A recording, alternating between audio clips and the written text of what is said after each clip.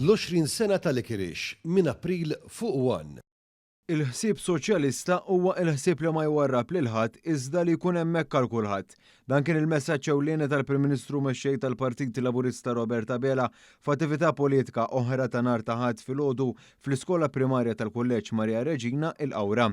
Quddiem folla nies sabiħa l-Prim Ministru refera għal uħud mill-esperjenzi li ltaqa' magħhom fi żjarat ma' nies li jkollu madwar il-pajjiż fejn b'mod partikolari tkellem dwar l-esperjenzi li jaqsmu miegħu persuni vulnerabbli fis-soċjetà. Abela tkellem dwar realtajiet differenti bħal abbuż ta' droga u l-prostituzzjoni li l-qalb soċjalista biss tista' tindirizzhom. Dan għaliex il-Partit Laburista jibqa' viċin in-nies u l-isfidi li jistgħu jkunu għaddejjin minnhom. Il-Prim Ministru refera wkoll għas-saħħa mentali li qed tkun indirizzata minn tant professjonisti fosthom psikjatri u infermiera li ringrazzjahom ta' xogħolhom u nkoraġġihom jibqgħu għaddejjin bil-ħidma tagħhom. Lilin minn dan, Dr. Abela tkellem dwar il-mod li bih persuni li jkunu għaddejjin minn sfidi ta' saħħa mentali jibqgħu integranti fil-komunità. Xtaqt nagħti eżempju wieħed.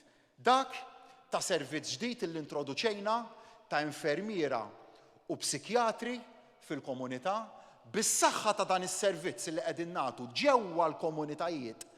9 minn kull 10 pazjenti li jmorru għal dak is-servizz ma jħossux il-ħtieġa u ma jkunx hemm il-ħtieġa illi jidħlu ġewwa l-isptar. Dwar il-każijiet li jirrikjedu li persuna tmur għal kura tal-professjonisti fi sptar, il-Prim Ministru saħħa dwar it-tisħiħ fl-infrastruttura għal dawn il-każijiet fosthom billi tkompli tiġi rfinata l-Istrateġija Nazzjonali tas-Saħħa Mentali. Kemm irridu ngħadru aktar, kemm is-soċjetà tagħna tkun waħda li tagħti t-tieni ċans, jekk hemm bżonn it-tielet ċans u jekk hemm bżonn tagħti wkoll ir-raba' ċans.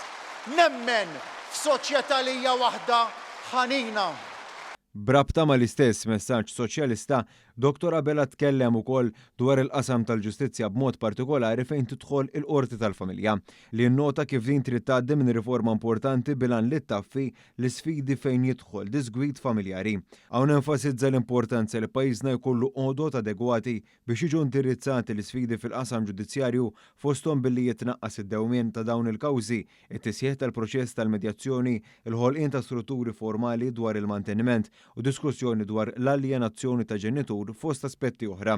Dr. Abela nota kif l-aħħar riforma li saret f'dan ir-rigward kienet fl-2003 u ħeġġeġ biex il-pubbliku jkun attiv fit-tfassil ta' din ir-riforma għal ġid tas-soċjetà kollha. Irridu niftħu proċess ta' konsultazzjoni nazzjonali. Irrid iva nisma' minn għandkom fejn nisimgħu noħorġu l-proposti u mbagħad niddeċiedu skont dak li nkunu smajna, skont dak li nkunu dialogajna dwaru u skont dak illi għandu mis-sewwa.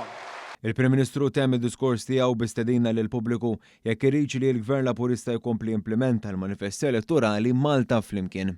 Jekk terġgħu tkunu magħna bħalma kontu fl-aħħar snin, iva nibqgħu il-pajjiż tal-opportunitajiet, iva nibqgħu il-pajjiż tas-suċċessi, iva nibqgħu il-pajjiż tal-aħna aqwa miljena, iva għax huwa biss flimkien kollha kemm aħna li nistgħu insaħħu Malta tagħna. Grazzi mill qalbi.